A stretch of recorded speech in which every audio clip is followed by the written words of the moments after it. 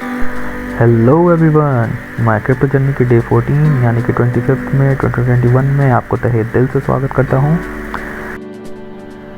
और फिर से मेरे सामने वही सवाल आके खड़ा हो जाता है कि क्या मैं करोड़पति बन पाऊंगा। तो जैसा कि आप सभी को पता है कि डे 1 से अभी तक मैंने कौन कौन से कॉइन परचेज़ किए हैं, और अगर नहीं तो मेरी रिक्वेस्ट है कि आप प्लीज़ मेरे क्रिप्टो जर्नी के डे 1 से अभी तक की वीडियोस को देख लीजिए, जिसमें मैंने अपने क्रिप्टो एक्सपीरियंस के बारे में बताते हुए आ रहा हूँ कि किस तरीके से मैंने अपने क्रिप्टो की जर्नी शुरू की है और अब तक मुझे किन किन प्रॉब्लम्स को फेस करना पड़ा है। तो चलिए डे 14 की जर्नी को शुरू करते हैं।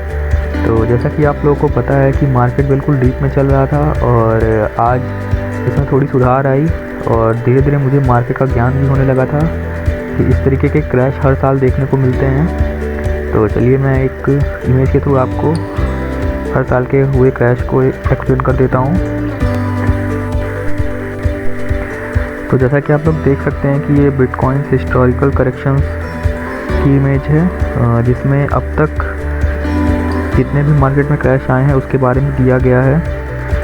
तो जैसा कि आप लोग देख सकते हैं कि 23 मई को सबसे बड़ा करेक्शन आया था 2021 में और मार्केट 51% माइनस में चला गया था। इसी तरीके से 2020 में भी 60% का करेक्शन आया था और मार्केट 60% लॉस में चला गया था। और इसी तरीके से आप 2017-18 में भी देख सकते हैं कि 83% तक करेक्शन हुआ था। तो और आप सोच सकते हैं कि मार्केट 83% लॉस में चल रही होगी तो उस टाइम क्या हालत हुआ होगा लोगों का।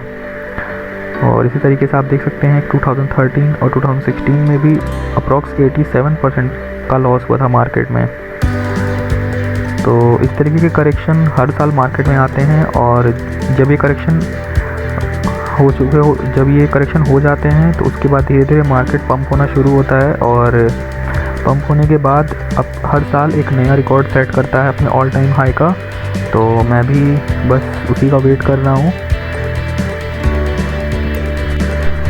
और मुझे एनालिसिस करने के बाद कुछ और ज्ञान की बात पता चली कि ये जो मार्केट में क्रैश होते हैं उनका रीज़न यही है कि जो मेजर क्रिप्टो होल्डर लोग होते हैं वो मार्केट में कुछ नेगेटिव सेंटिमेंट डेवलप करते हैं, जिससे कि न्यू इन्वेस्टर्स जो होते हैं वो पैनिक होकर के लॉस में ही अपने बिटकॉइन सेल कर देते हैं, जिससे कि मार्केट डंप होने लगता है। और इसी डंप हुए मार्केट में ये लोग अब बिल्कुल सस्ते दाम में बिटकॉइन परचेज़ करते हैं और अपनी जेब गर्म कर लेते हैं। और बेचारे जो न्यू इन्वेस्टर होते हैं वो लॉस में ही अपने बिटकॉइन सेल करके क्रिप्टो के मार्केट को छोड़ के निकल लेते हैं। लेकिन मेरे साथ ऐसा कुछ नहीं हुआ।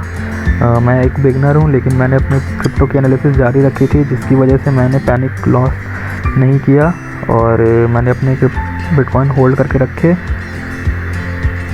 और फ्रेंड्स, डे 14 की जर्नी में मैंने कुछ और BNB के कॉइन परचेज़ किए और बिटकॉइन भी परचेज़ किए कि मार्केट अभी भी डाउन में चल रहा था। फ्रेंड्स, डे 14 की जर्नी में बस इतना ही। तो फ्रेंड्स, अगर आपको लगता है कि मेरी बिटकॉइन की जर्नी सक्सेसफुल होगी और मुझे आने वाले टाइम में मुझे करोड़पति बनाएगी या फिर मुझे ले डूबेगी, और मेरी क्रिप्टो की इस जर्नी से जुड़े रहने के लिए आप मेरे चैनल माय क्रिप्टो जर्नी को सब्सक्राइब कर लीजिए और बेल आइकन पे भी क्लिक कर दीजिए, ताकि मैं डेली अपनी जर्नी की वीडियोस आपको टाइम टू टाइम देते रहूं। और अगर आप लोगों को क्रिप्टो ट्रेडिंग स्टार्ट करनी है और तो नीचे मैंने डिस्क्रिप्शन में जो भी ऐप्स मैंने यूज़ स्टार्टिंग में किए थे और जिन ऐप्स के बारे में मैंने बात किया है उन सभी के लिंक मैं आपको डिस्क्रिप्शन में दे दिया हूँ और उसके रेफरल कोड भी उसमें है। इन रेफरल कोड से आपको और मुझे भी कुछ फ़ायदा होगा। क्या फ़ायदा होगा ये मुझे नहीं पता है। तो फ्रेंड, इसी तरह मैं अपनी क्रिप्टो की जर्नी में कुछ ज्ञान की बातें भी बताता रहूँगा, लाइक कि मैंने कैसे डिपॉजिट P2P के थ्रू किया और मैंने पहले कैसे परचेज़ किया, ताकि आपको अगर ट्रेडिंग करनी है तो आपको भी इनिशियली कोई प्रॉब्लम ना हो, क्योंकि मैंने भी अभी जस्ट ही अपना करियर ट्रेडिंग में स्टार्ट किया है और मुझे भी इसके बारे में बहुत कुछ पता नहीं है। तो अगर इतना ही बोलना चाहूँगा कि मेरी जर्नी में बने रहने के लिए आप लोगों को मैं फिर से तहे दिल से धन्यवाद देता हूँ।